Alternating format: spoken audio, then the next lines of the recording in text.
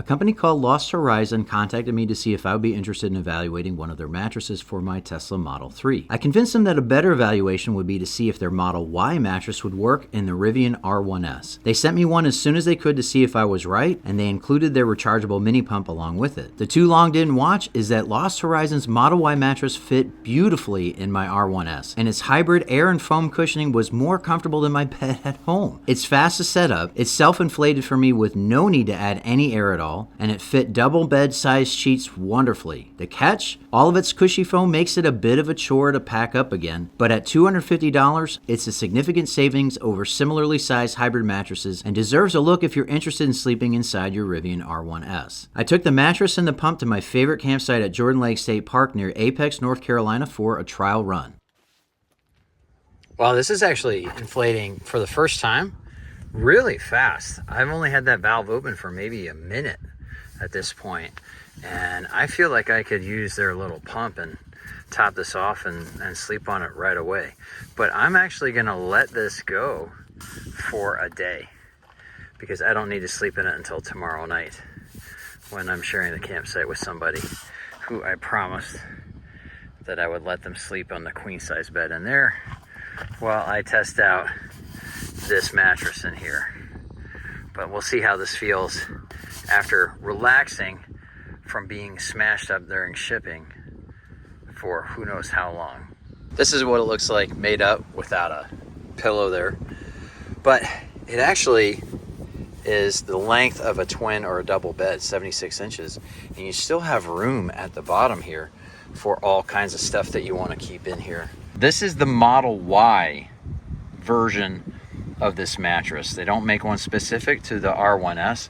I don't think they need to. They could get a couple more inches on each side past the wheel well, but this is actually perfect as it is. Here's the thing about inflating it, which I thought was pretty good. It's self-inflated all on its own. I let it go for about 10 hours, and then I actually laid on it as I sealed it up. I didn't have to inflate it extra. I actually wanted it a little softer than closing it and lying on top of it. I think that that's a good sign. If this were to somehow get a puncture, there is so much cushioning in here from the foam itself. You're not going to end up with a horrible night's sleep. Is it going to be as comfortable as if it was sealed off the way it is now, the way it's supposed to be? Probably not, but it's not going to be a disaster. It's foam from top to bottom, and that's actually pretty firm foam. I can't wait to try this out. So this is amazing. I absolutely love sleeping in the back of this R1S. I did it once after I picked it up at the factory using a different mattress. This is a little bit bigger, and I think it's actually more comfortable. It's a lot more solid in the foam, so it depends less on air for the cushioning.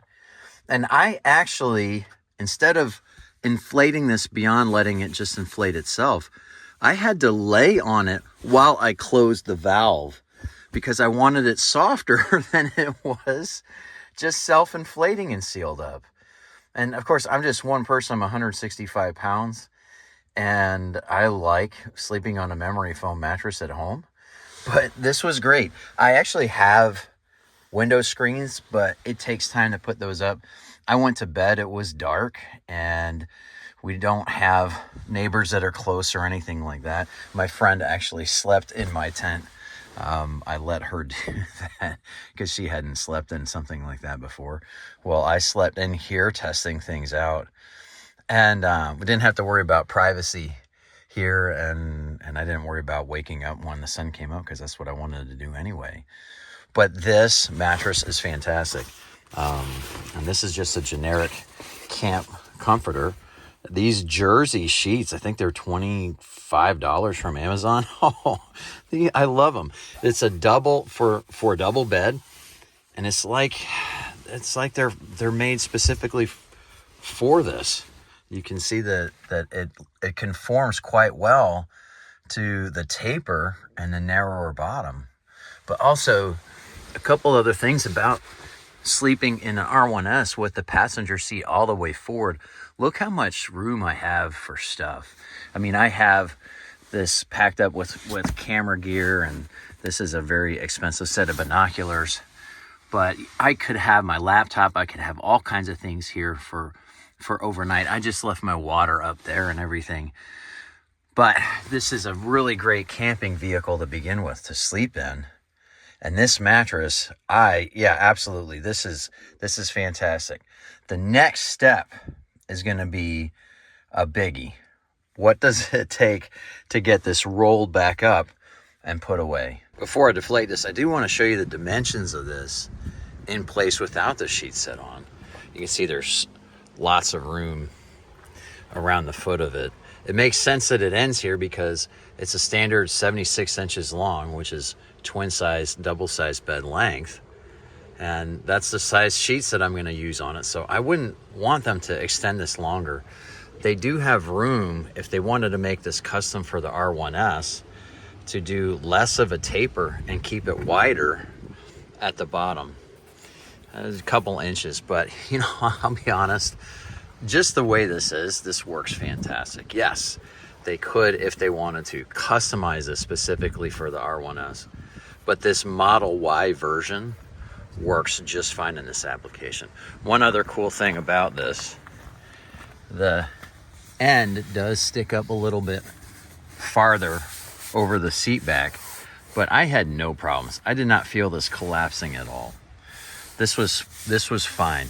You've got tons of support all the way. It feels so good. Yeah, it is like they custom made this for the R1S, even though they didn't really. This is a perfect size for it. Okay, now to deflate this.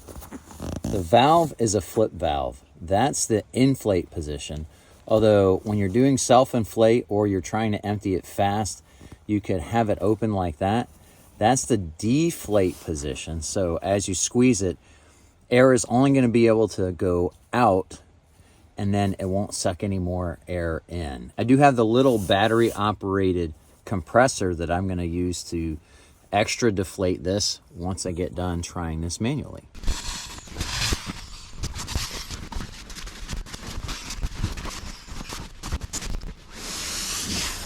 Okay, I can already tell it's doable without that little compressor, but it's a very physically laborious process. I'm a fit guy, and it was wearing me out trying to get this air out. So I'm going to finish this up with the compressor and see how that goes.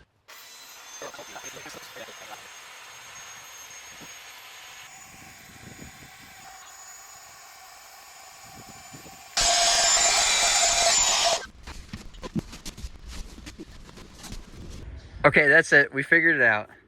That's the downside to the comfort you get from this, to the ease of getting it inflated and in place.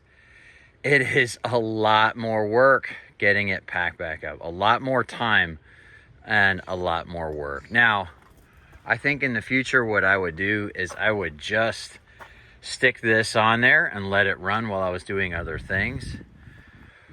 But I had that running for at least 20 minutes total, and that's with me pre-squishing it. And then even as that was running, I was squishing some air out. It was quite a physical effort to get it wrapped up like this again, much more so than other mattresses that I've used. So that's the thing you need to keep in mind. This is very, very comfortable. This is actually very easy to set up. It's a very, very nice size. And I think one of the biggest pluses of this kind of system is if you do end up with a puncture, you're still going to be able to get a good night's sleep, probably. I really think so, because the foam is so thick in there. But getting this packed up, and this is going to fit in there, but this is much larger than it was when I first unrolled it for the very first time. It's a bit of an effort, so that's something that you need to keep in mind. Of course, Lost Horizon knows this and factored it into making their stuff sack. So there's still room in this stuff sack for this to be less tightly rolled, and it's going to work. So that's smart. I do like that. I do like that Lost Horizon had that figured out. But you do need to keep in mind, this is going to pack up quite large. It's going to take up a lot of room after that first time you unpackage it. And you have to factor that into your packing. You have to factor that into your breaking down for the night. And it's just going to be up to you to decide where you're going to spend your money and where you're going to spend your time. I'm going to see if that closes, but before I do that, I do want to show you this inflator. It is rechargeable. It actually doubles as a power bank when you need it, and also has a little light feature, which, there we go. If you need some extra light, which is handy if you're setting this up at night, that's for sure. And it comes with these little fittings that goes on the inflate side or the deflate side. Boy, I don't know what I would have done without this. So if you're going to get that mattress, I really recommend that you get this. This does have a valve in it somewhere. Here it is. So you can use this sack to inflate, but I wouldn't want to depend on that to suck air out. I don't think it's designed for that. But I didn't even need to add any air to that in the first place. And yes, the front did have to smash it a little bit, but at least it fits. Barely. It did fit. If you're interested in getting the mattress from Lost Horizon or its inflator, which I recommend you get together, please use the link in the video description when you do that. It does support the channel when you use the links in the video description to make your purchases. Be sure to subscribe for more videos on things like mattresses for camping and my R1S. I really appreciate you watching the Tech of Tech, and I hope to see you next time.